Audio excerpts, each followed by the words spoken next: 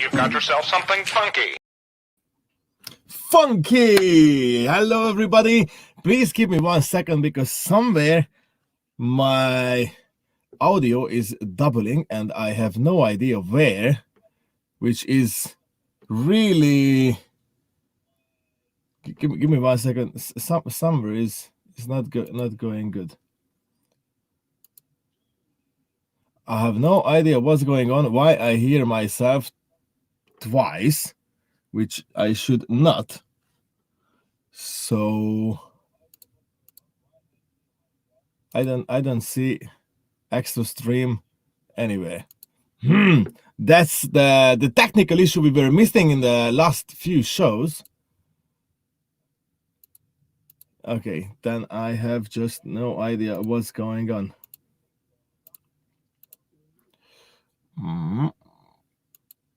Just give me 1 second, please. I'm gonna try to find where my voice coming back from, because this isn't normal. Okay. The problem is, okay, wait. I'm gonna use it this one, and I'm gonna take down. No, it's still coming back from somewhere. Why does it do it to me?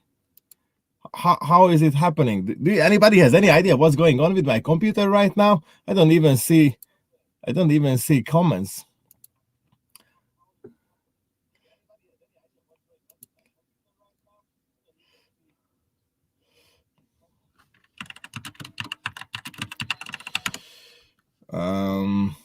All right, one second. I'm gonna figure it out how it goes this direction, because this should not happen right now. Hey everybody, good to see you guys. Okay, these one aren't.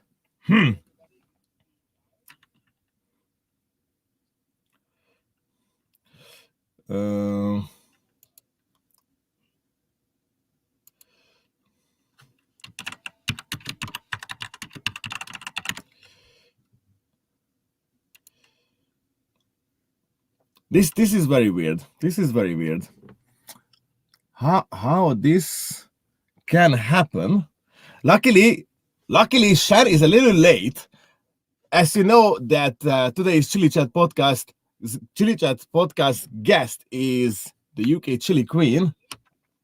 Okay, for now I can manage it. I just muted my audio, but the problem is if I use it this way, I won't hear Shen when she joins. So I don't know. I have to ask Lucy. Maybe he sees somewhere there that like my audio is doubling there, maybe, or something going wrong, because I just can't find it. There's no other spot where this could happen. I mean, where my voice could come back, which means I think I found it. Yes, finally. I'm really sorry, everybody. This was a messy start. You're very welcome. So, everybody, welcome back to the Chili Chat podcast. Finally, now I can hear only myself once, which is normal, and not twice, which is abnormal, and was really messing with my mind. That I was like, I was hearing myself with the delay, and that was just a big mess. So I have few minutes before Shen gonna join, because she had an important meeting, and she had to which she had to participate in, and when she finished was only a few minutes till the podcast, and she was running and setting it up, everything. And if everything goes good, they are already talking with Lucy, and oh, she is already here. Hey, you were really fast. Thank you for the patience to fix my audio problem. Let me just turn my phone off the Wi-Fi so there's no disturbance. Okay. All right. Yeah. Is everything fine now? All good. How was your day? I'm ready. Thank you for having me. Oh, come on. Thank you very much for accepting my invitation. How was your day? Busy, busy. Lots of things happening today, so it's just crazy, you know. It's just never ending. And lots of developments today. Nice, nice. You look excited. I don't know it's because of me or because you had an exciting day. But we had a really, really sort of very some really great news. I don't want to sort of say it now because I want to sort of finalize everything. But yeah, there's something on in the pipeline, and you'll be involved as well, and happening really soon. And I'm super, Okay, super I love it. I love it. Don't spoil it then. Don't spoil it because we have to do the podcast. excited. All right. Okay. So before we go any further, there is a same question for everybody. The opening question in the hottest podcast out there, which is probably many people already know your answer, but I know that many people come to watch this show that they see you first time live maybe, or they know that how many competition you already won, or saw some of your competitions, but never read any articles about you or never heard anything else about you than just winning, winning, winning, winning, always winning, and no whining. That's the important part. So how you started, or how your connection with the chili started at all? Go back in time. Go back in time, basically, I grew up with my dad. We were a single parent family. My dad used to cook for me, and I'd watch him in the kitchen. That's how I actually picked up my cooking habits. You know, I love to cook for friends. I throw massive dinner parties. And but when my dad used to make food, and I'd come back from school, he'd have like a really nice bit of food in front of him, like I would, and then he'd just have a chili, and he'd eat the chili, and pretty hot, and he'd be sweating, crying his eyes, and he'll have like a handkerchief wiping the sweat off his brows. And I was saying to him, Dad, is that fun? Because you look like you're suffering. And he says, no, there's pleasure in this. And you know, I kind of used to watch him thinking, now, what is he talking about? And then over the years, I kind of developed like my love of chili. And I think it kind of stemmed from seeing my dad enjoying his food with a bit of chili. But it doesn't kind of go on to the rest of the family. Like my brothers and sisters, they cannot handle hot food at all. They have a bit of chili, they'll be crying, they'll be sweating, they'll be running out of the house. So you know, it's just funny. You just kind of got this passion, and so how it all started was when I was at university. Whenever I used to go out to restaurants with my university mates, I'd have like a hot sauce or some chilies in my handbag. And so it became a bit of a joke. So every time we were in a restaurant, my friends would say, "What have you got today in your bag, Shahina? You know, I'll pick something out, like a hot sauce or some chilies." And that's how I became known for handling chili. And then one of my friends discovered there was a chili eating competition happening in Kingston, which is a local town from us. And she said, "I've entered you, Shahina. You got to take part." And at that time, the hottest chili I ever had was the Scotch bonnet. Didn't even know this whole world of super hots and these extremely, horrific chilies or anything like that. So I was like, yeah, okay, well, like, let's go. And then there was like 30 or 40 friends from university came to watch me. And it was one of those things I was like, you know what, I cannot lose in front of all these people after years of carrying hot sauce and stuff. So it was a lot of pressure. And that day was the first time I ever tried anything hotter than the Scotch bonnet. We went up to quite a few rounds, but at that time, Trinidad Scorpion was the hottest chili in the world, and that was the chili eating competition. I didn't even know what they were. I think the night before, I was YouTubing and finding out, oh my God, there's a whole world of chilies and there's competitions and stuff. And it was really funny. And that first contest, I had people like great big burly firemen and all these really strong contestants. There was an Indian girl saying, "Are you Indian?" I said, "I'm not." She goes, "Well, you haven't got a chance." So I was really, really nervous. But the thing is, I was like, no way can I lose now. My friends are there. And that's how it all started. That was my first competition in 2012. I ended up winning it. And it went from there. But it was in during the university time, you said. Yeah, pretty much a couple of years after university, Okay. 2012. And then I did nothing for another couple of years. And then we were at another food because I'm a huge foodie. You know, I love my food. So I'll travel all over the world for food. And so there was another food festival my friends and I went to, and it ended up being we found out there was a competition there. So I ended up winning my second competition. And then it was, I think, my third one a few years later, it was 2015, when I won that. And then suddenly I had someone from the news, like the local news, national newspapers come up to me and said, you know, you've won these 3 times in a row. Could we sort of do a feature on you? And could we call you the Chili Queen? And that's how it all started. And I Oh, really? yeah, pretty much it was because of this newspaper. And then I was thinking, well, you know, I won 3. How far can I go? Let's push myself. So at that time, going back 2015, the aim was to get to double figures. So get from 3 to 10, you know. And then when I was at 10, it was like, oh, get to like 20, 25. And then I had this huge German TV, Chat TV came to film me on my 25th contest. And then they said, well, if you win this now and you win your 50th, we'll come back and film you. So I was like, okay, well, that's my next goal, get to 50. So I ended up going to 50. And then at 50, I was thinking, you know what? I want to do something no one else in the world has done and achieved. And that is to go for 100 contests. That's it. Go for 100 contests, try to win them all and see how, you know, how I do. I'll have this world record that no one can beat in a long, long time to come. Because it's not just that you have the ability to be there, go up against contestants who are so strong. You never know who you're going to go up against. Men and women, all equal, young and old, all equal. You just don't know. So you never know when you're going to lose. I've come close to losing so many times. I lose count.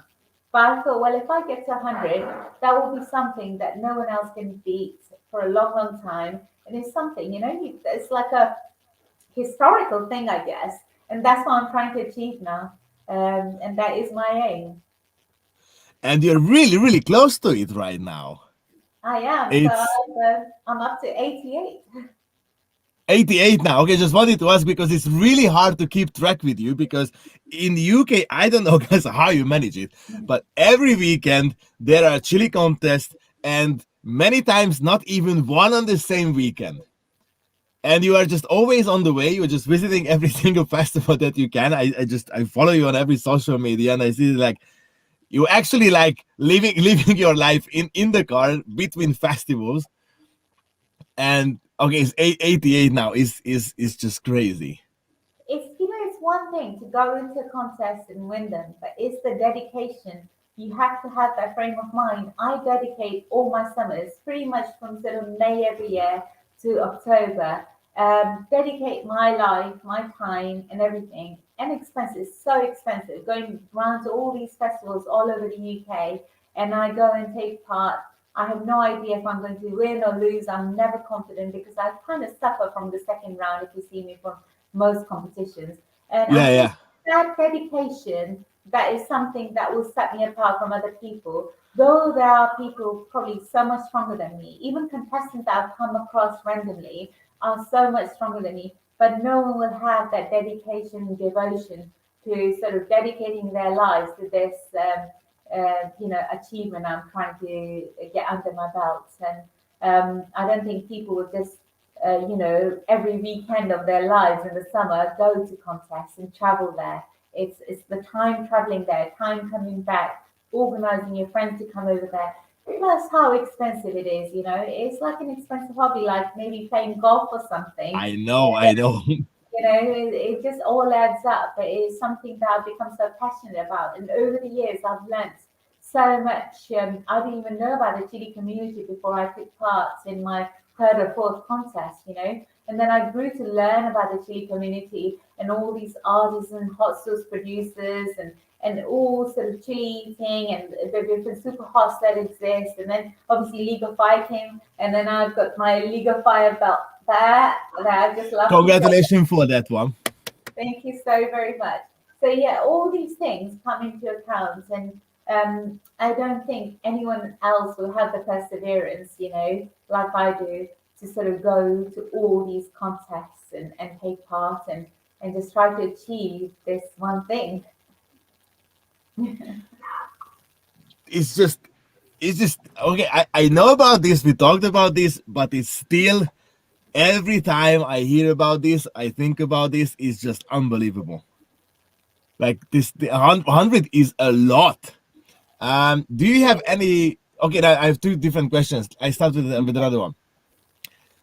What happen? What happens if you lose one before you reach 100? You're gonna go for the 100 once, so you go for like 100 chili competitions or for 100 wins? So yeah, 100 wins. Okay. You know what? If I lose fair and square, I come up against someone who's so good, and we lose fair and square, no problem. You know, I'll put my hands up. I'll be clapping for them. I'll be happy for them. It's one of those things. This is how life works. You know, this is how you achieve all records. Nothing is guaranteed in life. So if I come across someone who wins fairly, brilliant, you know. So I'll start again. I'll just carry on to 100 wins. Even then, it may not be called 100 consecutive wins, but still 100 wins that no one else can claim to have under their belts. So not a problem as long as it's a fair contest that's officially recognized by the League of Fire for following all the rules and all the rounds and everything like that, and everybody's given equal chilies and that kind of thing. Then I'm happy. I'm happy if I lose. I'm happy. I'll carry on. Won't stop me. All right, all right. That sounds good. Anyway, even to have 88 wins already is crazy, but I'm pretty sure you can do the rest of the 12. It isn't You much know left. what? I never take anything for granted in life. The number of times I've gone up against normal people who are not part of the chili community, never had hot peppers. There was a guy in a contest that I went up against a few weeks ago, and he'd never even had a Carolina Reaper. And the only reason he joined the contest was so he could try the Carolina Reaper. He was amazing. He did not flinch. And you know, he was eating it like a candy, like no problem at all. So, you know, you just never know who you're going to go up against. And I have so much respect for these people. And they're much stronger than me, tolerance wise. For me, it's nothing about the tolerance because I do not practice. I will never even touch a super hot outside of a challenge or a competition. I don't like the heat, the flavor, the burn. I'll only do it in a competition. Basically, my day-to-day life is normal chilies, very pretty much mild to medium, like bird's eyes or finger chilies and things like that. I love Indian bullet chilies, stuff like that. I love. But Scotch bonnet, anything hotter than Scotch bonnet, I kind of like think, oh no, I don't want them in my life anymore. Like they're so hot. But I will never have them in my day-to-day life, and I will never train either because I feel like that I just my pain is there and it's something that I just have to deal with in a contest, and I'll do that. When I'm in a contest, it's nothing about how I'm, you know, the pain I'm feeling is crazy. My tongue, my ears, my mouth, everything here is burning. It's just my mind. I've never been competitive about anything in my life, but when it comes to cheerleading competitions, over the years I've learned that this is it. That's what I've sort of set my goal at, and that's what I want to achieve. So I'll push myself and push myself. Yeah, that It's termination is just kicks it hard, and you're gonna beat determination. everybody there. That's it. Yes. This is awesome. Do you have any plan where you want to reach the hundreds win? So there's like any special event that you want to be there, you want to reach there the hundreds, or it doesn't really matter where it happens. Well, to be honest, I think the way I work it out this year, probably I will get to maybe 1991 if I'm lucky. Because, as you know, a lot of people don't allow me to enter competitions and things like that. So I'm looking at maybe 1991 this year. And then next year, I'll obviously then continue again when the festival season starts. But my sort of foodies festival in they run contests all over the UK. They have been really, really lovely to me. And my 50th contest actually was filmed by CAF TV at Foodies Festival. So I feel like because these guys have been so loving and welcoming to me, that I probably will do my 100th contest at Foodies Festival. And that would be probably a lot of TV and media involved and everything like that. But I would like to do it at Foodies because they have been out of everybody the most loving and inviting, and they keep welcoming me back to all their festivals and welcome my friends and stuff. So my loyalties are with them. My 100 contest will be at a Foodies festival next year. All right, that sounds great. Which so like you said, this year probably you can reach 90 or 91. It depends like how many festivals they let you in. So next year gonna be like 10 left. You planning the rest of the festivals like this, that you can finish it in the foodies, or No, I mean, like I have a bit of leeway, so if there was anything else that pops up before the end of the year, I'll be able to take part, and I'll time it so that my hundred's always at a foodies. But if anything else pops up, yes, I'm all open for it. So I'm quite flexible this year now. I've got a bit of, in a way, it's quite nice actually. Like sometimes when you go to foodies festival, there's people like Sophie Ellis Bextor playing, Top Loader playing. So there's an opportunity for me to have a day off if, like my friends are there and stuff, just to have a bit of time where I can go and dance and have fun with my friends and stuff like that and enjoy the live music. So I'm taking it quite easy. If I really push myself, I could have actually got to 100 this year. But I was like taking a little bit of a backseat because there was a few weekends where I could have taken part, but I didn't want to because I just wanted to enjoy the time with my family and friends. Because people don't realize I do hurt a lot and I get in a lot of pain when I'm taking part in these competitions, and it pretty much puts me out of action. So I cannot enjoy the rest of the festival or the music afterwards with my friends. So I've kind of like got a nice balance now where I can go have a good time with my friends, and I have the flexibility now to just pick and choose the contest I'm going into. oh nice. How can someone not see that you are suffering with these competitions? Come on, from the second round it's clearly visible that you are Pretty much. suffering, and I just can't imagine what's going on after. This The isn't number an of easy times, stuff. it's not. The number of times people say you're faking it. I said, yeah, I'm like faking all the tears, faking all the chills and the shivers. Yes, you're right. You're right. I'm faking it all. I drink water for 1 week constantly just to have enough tears for you guys on stage. Drinking only water for 1 week just for you to Secretly, have tears on I stage. secretly Otherwise, got I would dry out. I secretly got onions that I'm rubbing under my eyes to make myself cry. Yeah, right. All right, all right. How your day looks like when you have a competition, from waking up to you go to bed? Like you have a preparation, or like anything that goes related to the competition.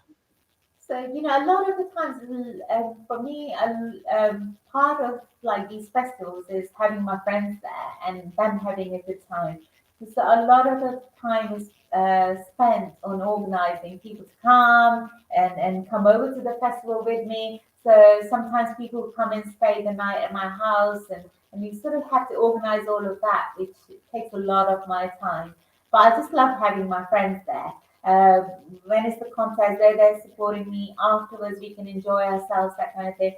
So a lot of my time goes into organizing that kind of stuff.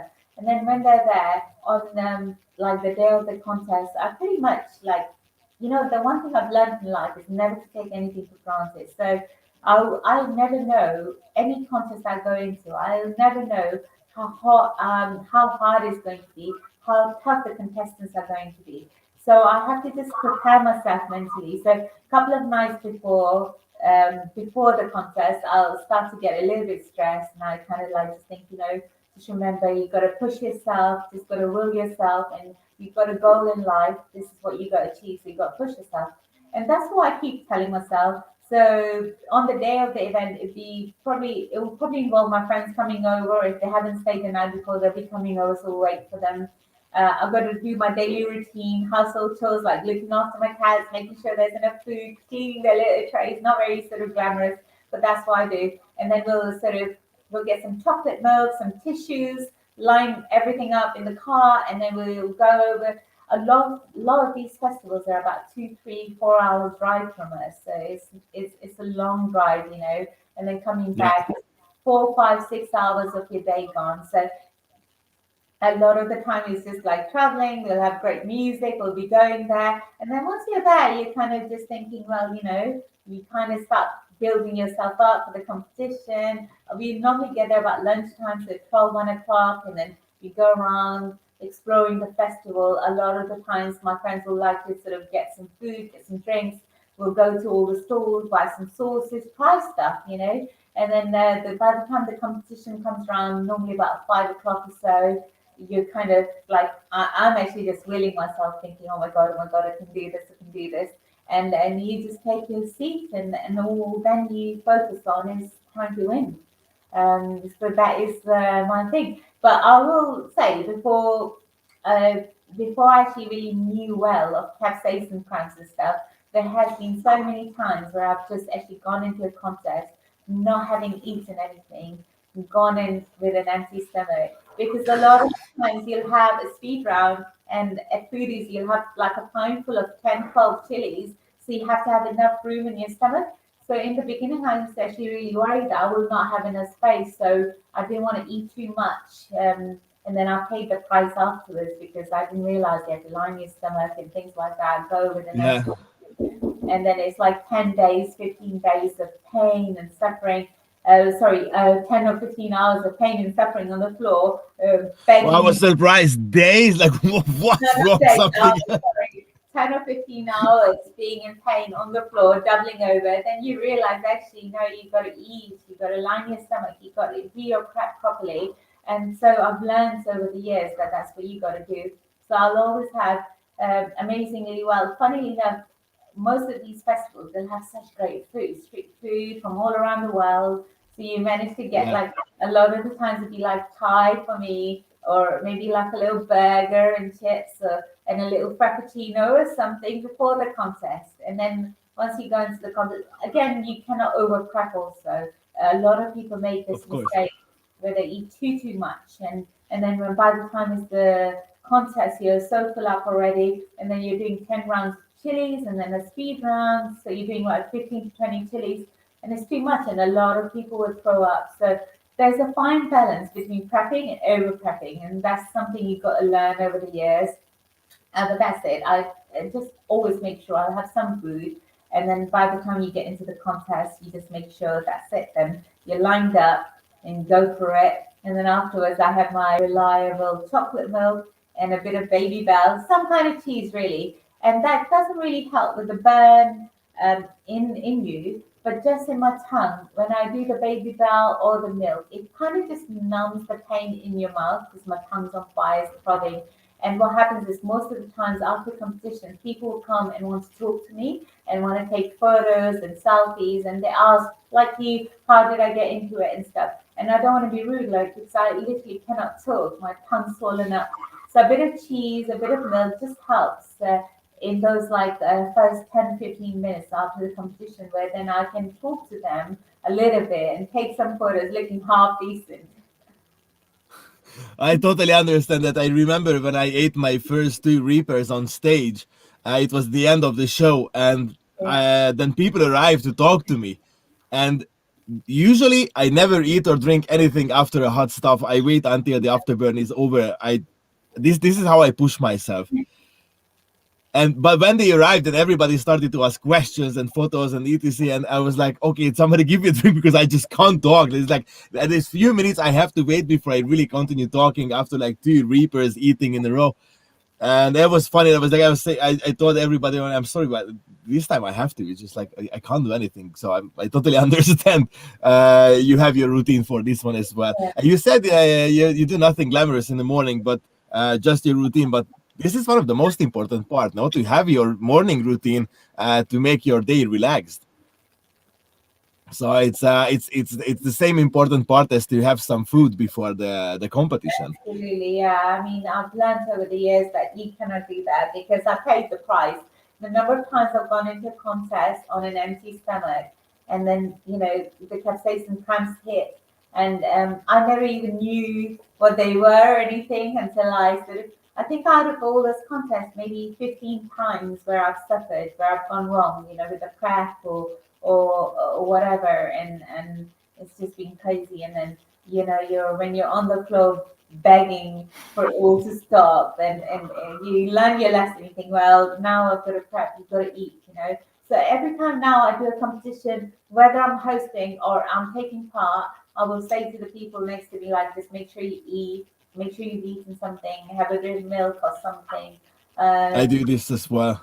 Mhm, exactly. But how is your aftermath now that you have a proper preparation routine? So I kind of like just go with it. If I have enough food and chocolate milk and stuff like that, most of the time I'll be with my friends, so we still go and enjoy the rest of the festival and things like So that. you don't have crazy cramps after a competition if your preparation is right. If my preparation is good and I have done everything carefully, then I'm good. But then again, sometimes, this is another thing. I can never predict how competition is going to hit me. So when I'm at foodie, sometimes I'll do a competition on a Saturday and Sunday. Saturday, same peppers. Sunday, the same peppers. Saturday, I'm okay. Sunday, I'm not. And so it depends on the Oh, day as so many well, how things. you are feeling, how up you are for it, because you just don't know how it's going to hit you. So you can never prepare 100%, and you will never know how much pain you're going to be in. And that's the kind of risk you take. And I feel like actually Patrick, Patrick Wise, he's Yeah, of course. a friend of ours. Yeah, good The way friend. he put it is, to go into a contest, anyone can take part in a competition. Um, Go into Chile. A lot of people come showing off to their family and friends, and we can do this and stuff. They don't know the pain that's in store, so it's easy. But for people who've done it once or twice or three times, they know that the pain that is in store for them to keep going back to take part in competitions, when they know that the pain that can happen after that, that's incredible. Like I was just last week, I was in Bournemouth with this lady. She was so amazing. She came, she was a runner up against me. And then she said to me, you know what, I enjoyed it so much. I want to come back and do it the following day. And I was like, you know what, hats off to you. When you know the pain you're in now and you still want to do it the next day, that is where the kudos lies. It's amazing. People want to do it again and again. Great. There is the roulette in the casino. There is the Russian roulette. It's famous for what it is, and it sounds like this is the chili roulette. Yes, You go for a absolutely. competition and you have no idea what's gonna happen there. You never know. So what is your plan after the hundreds win? Do So you know you're gonna retire or you're gonna keep going for fun? If so, after 100 contests, it'd be something along the lines of, um, I think out of my 100 contests, there's about 16 or maybe 15 or 16 jump wins, where you don't have a say, where the host decide the rules. So if they don't want to have a race at the end, a tiebreaker, they will declare the two people at the end the winner. So you kind of have to respect the rules of the contest, of the festival, of the host. So out of my 100 wins, or 88 wins so far, sorry, there are about 15 joint wins. So after I get to 100 wins, it probably will be those joint wins, the 15 wins that I'll try to get solo. And once that's done, then that's it. Then I can say I've had 100 solo wins. You can't dictate the rules to people. So if Yeah, of course. hosts do not want to carry on after a certain number of rounds, they don't want to do a speed breaker or a tiebreaker. So out of all of those, about 15 are joint wins. So I probably will try to get to those 100 solos. So probably 15 more competitions after that, then I will definitely take a back seat. I quite enjoy hosting. I really enjoy just talking to people. I've done quite a lot of posting now, and I really love it.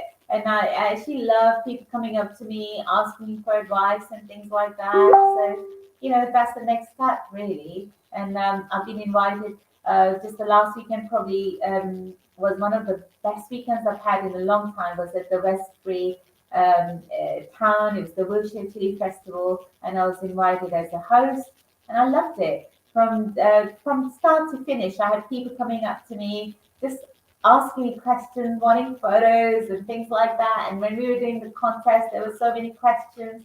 I thoroughly enjoyed it. That was like one of the best things ever. So yeah, I'll probably get into something like that.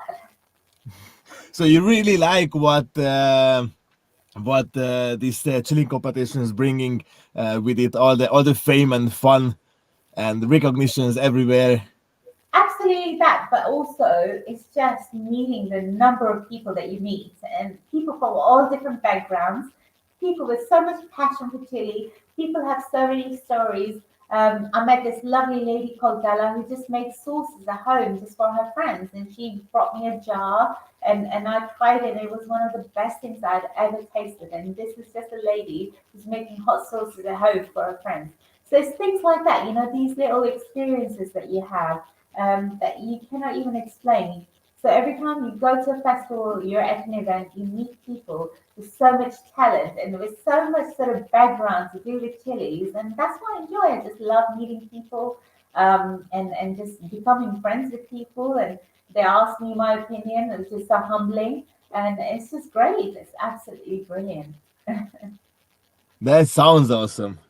This sounds awesome. It's really cool. Really cool to hear that, like, how you much enjoy the love of the audience as well, and not just going for the fame of the competitions. And but actually, we can see on social media your picture is always having fun with the fans and everything. So it's really cool.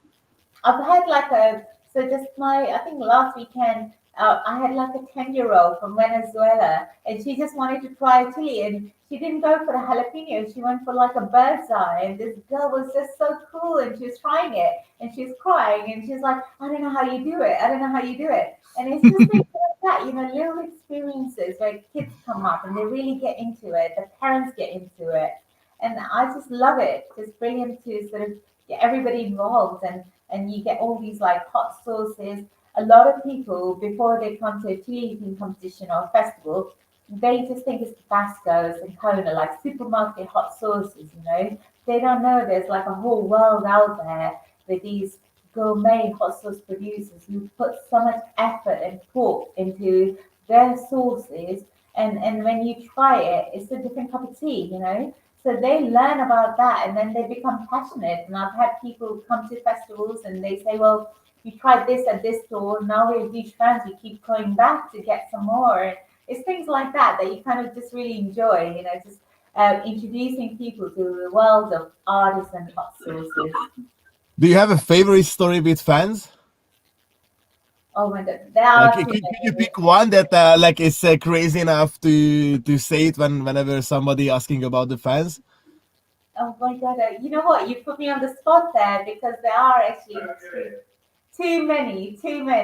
I can't even pick just one. My experience over the last so many years, crazy. The number of people I've met, people who come up to me with their stories. I can't even pick one to say yes. All right. That's totally understandable. How many different countries you won competition? Do you So, know? so I've been to America. I've been to Belgium. Oh, So many in England. is yeah, obviously so many different places in the UK. I've been to Wales, England, so many places. But the saddest part was I was supposed to be in New Zealand and Australia and the Philippines in 2020, and because of COVID, it all got cancelled. So I would have been in all these places, and I was really absolutely heartbroken, to be honest. So it was supposed to be I around can imagine. May 2020. I was supposed to be in New Zealand and Australia, and then it was supposed to be the August of 2020 Philippines, were all cancelled because of COVID. So that's one of those things, pretty heartbreaking. But I'm hoping that everything will pick up soon, and we can just sort of pick up where we left off, sort of thing, and get back into it.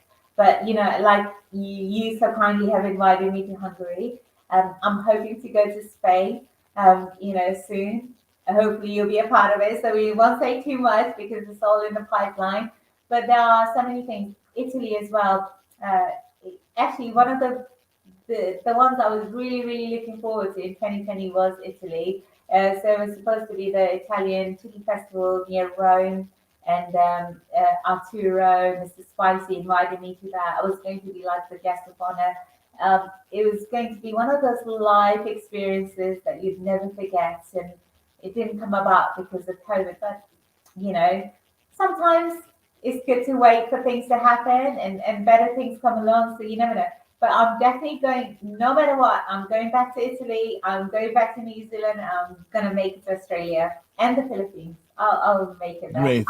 Don't forget Hungary and maybe Poland. Hungary. I love Hungary. Oh my God. So for my birthday, I think it was 2019, I actually went to Budapest and it was my dream to go there. I have a couple of best friends, very, very close friends from Budapest and they got married there and everything. So, you know, like a big passion. Lovely. And when I We're was working hard. We're working hard to bring you here next year. So I really hope it's gonna happen. my honor. When I was in Budapest, when I did manage to go in 2019, I managed to go to this like a marketplace in the center of Budapest, and I actually realized their passion for chili. They had like chili oils and obviously the pimienta powders and stuff. Amazing. Every single store was so beautifully decorated with all these bright peppers and they have a passion for it over there. Oh, And we have pepper culture here. Yeah, we have a long history with spicy foods in Hungary. incredible. Great. What can we know about your private life? I mean, not private life. I mean, like your regular days when you're not on a festival on the weekdays. What you do? What you work or how you spend your rest of your time? If So, it's not a secret. no. So, well, you know, like when I'm traveling Friday, Saturday, Sunday, we're pretty much driving 8 hours a day or 4 to 6 to 8 hours a day. Yeah, but the weekdays. So on Monday, I die. I pretty much. I can see your calendar. 8 in the morning, you wake up. Oh, it's time to die. Great. I am dead to the world on the Monday. I pretty much think like I can't function at all. I'm so exhausted because you know when you go to the festival, it's not just about going to the competition and you're done. I'm meeting so many people. You got to be so energetic. You got to be really with it. So you got to really sort of. I suppose you sort of have to have all this energy there. And consume this much of capsaicin is a hard work for the body. It's quite hard. When I'm competing back to back on quite a few days, I come home, my body is exhausted. I feel like mentally I'm exhausted. I feel really fatigued. So Monday is pretty much like go to die day. So, but I still have my household chores, like looking after my cats. So I still have to wake up early and make sure I feed them, clean all the litter trays and things like that. And then Tuesday, Wednesday, Thursday is my regular sort of work, which is my business and properties and ad business. So you got to do all of that. Also, it's my social media. I'm always almost thinking that I need a personal assistant because I can't keep up with all the emails, with all sort of interviews and podcast requests and things coming in. I actually feel guilty because I don't have the time to sit there to reply to every single email. So my life is Tuesday, Wednesday, Thursday, social media, as well as my regular work. And then we start again on the Friday going to these festivals. So it's like if I tell you something, from May to October, November, it's like a whirlwind of emotion and highs and lows, all sorts of things. I can't even tell you what my week is like. On Friday, I was in Brighton at a foodies festival. I met a friend of mine I haven't seen from uni for a long time. And then on Saturday, I was at Westbury Wiltshire Chili Festival. On Sunday, I was at the London Stadium performing in front of 30,000 people doing a chili eating competition. So on the Monday, when I was thinking about the weekend, the Friday, just 2 days, 3 days before, felt like it was 2, 3 weeks ago. And I was thinking, my God, it felt like that was a long time ago, a different life. But it was only a few days ago. But that is my life at the moment. It's like a daze. Sounds really busy. I'm not even surprised. Okay, you know what? I'm surprised you still don't have a personal assistant. I'm not surprised that you want one. I'm surprised that you still don't have one. Unfortunately, we're running out of time, but there is two things that I can't not talk about before I let you go. One is how was to perform in front of 30,000 people in the London Stadium, because I know this happened in the weekend. I had no chance to watch it. I was in Prague and actually Sunday on the way. But how it was? it was lovely.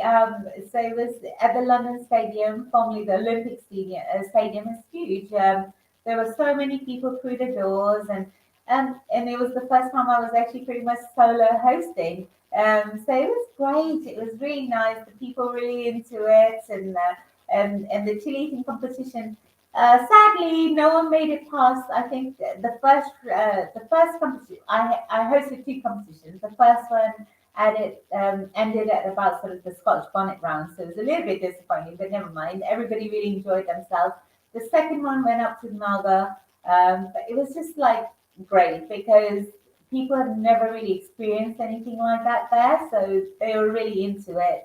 And I had people like saying to me, "We follow you on Instagram, or we follow you on YouTube. Could we have a picture? Could we have a selfie?" It was like such a great experience for me. And it was great. I'm actually, you won't believe it, but I'm actually quite a shy person. I'm an introvert.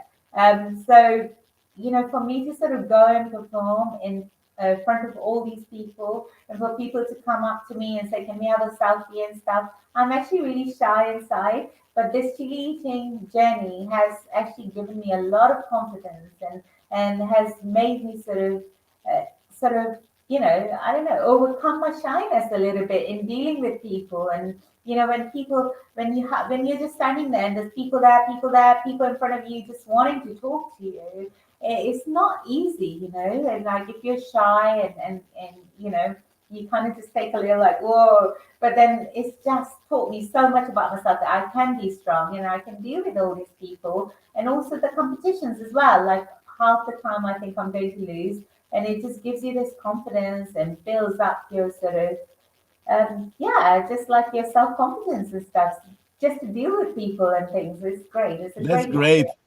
Actually, I easily believe this because maybe it's even harder to believe that I'm an introvert myself a lot. I cannot Not believe that not that not that shy, but I'm really introvert. yeah, But I used to say like I like to be front of people, that not between people. yeah, Because as soon as they come around me, I turn also like, okay, I don't know what I did for this. Thank you very much for the appreciation. But I don't know. yeah, So yeah. I totally understand what you mean, and I'm really happy that it helped you a lot. It Because has. in the end, it brings you only joy and fun. I can just say like how you talk about these stuff. So it's It it's just really cool. opens you up to people, and then people find you more approachable and they can come and talk to you. And I feel like the best thing is just to smile, have a friendly, open, smiley face, and people will just sort of talk to you and like you and things like that. So it's things And you like have a that. lovely smile, so everybody loves you. For you. It's easy. Look at me. How this is not that lovely. I like the t-shirt, by the way. Love it. Really suits you, the blue. Thank you very much. If anybody doesn't know, this is from Shahina. So thank you very much for the t-shirt. My pleasure. Last question because we're just running out of time. There was one challenge, the Killer Queen challenge, right? I can show because I get a present as well. I bought quite a lot as well, but so this one, it's you. First, how it felt to be on a challenge, and secondly, how much you take part of the creation of the challenge. I really would like to know. And is it true that you still didn't do your own challenge? Three questions together right now. You Brilliant. pick which one you want to answer first. So when League of Fire approached me to say that they're thinking of this series that they want to do, so it will be a League of Fire presents, and it'll be the world's best chili eaters, and they'll feature them in this chef challenge. So the usual is like the 100 ml. You've done the Viva and the V2, and then they said we'll do this. It's a 50 ml, and we'll start with you because you're number one, and then we'll obviously then go along to the legal fire table and involve other people. So I was actually really, really honored because what the hell, my name was going to be on this, my name, my face, and everything was going to be on this chat challenge. And then they were thinking of people, and there was like a to and fro conversation of who was going to make the chat challenge. And then when they decided it was going to be Chili Project, I was so happy because I've tried so many of their sauces. I'm a huge fan of Rick and Laura from the Chili Project. So I kind of trusted them blindly. we kind of discussed it had to be really, really hot. They wanted the extract in it because it's a It is 9-pointer. Yeah, it is extremely hot. It's a 9-pointer. It's got to be hot. So they fermented the sauce and everything. Excuse me. So we kind of discussed all of that, and when the chut came together, I had a bit of a taste of it, and I loved it. I knew it was going to be hot. It was going to blow your mind, and that was it. And funnily enough, a lot of people say, well, it's not as hot as chug V2 or whatever.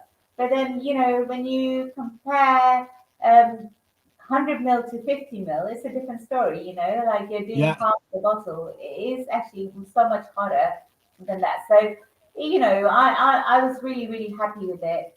I do have to do the challenge. I have the bottles waiting.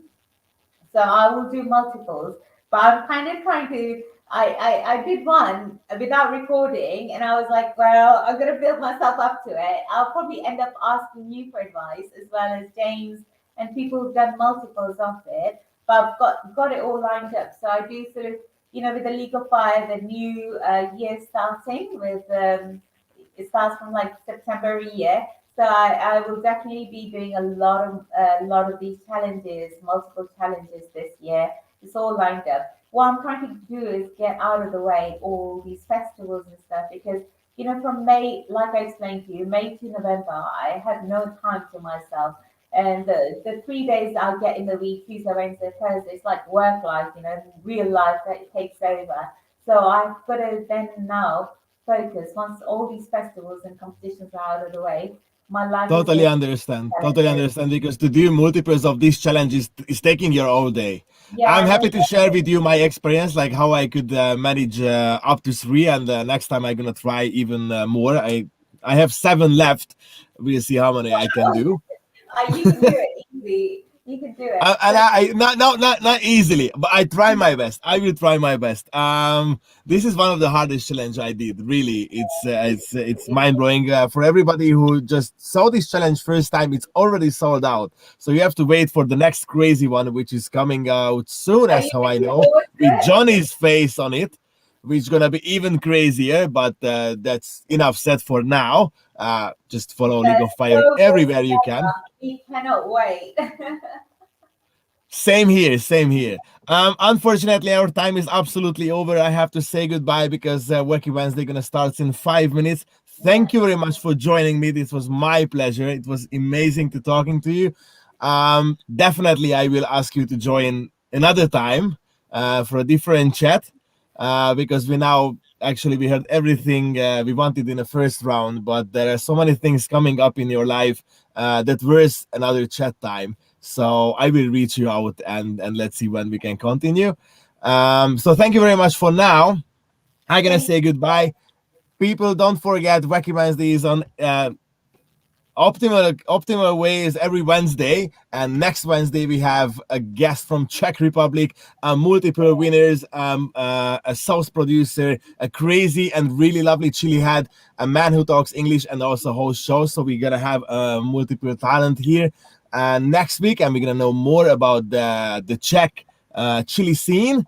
So don't miss out the next one. And soon we're gonna do so many challenges in Wacky Wednesday, which is gonna start in 5 minutes.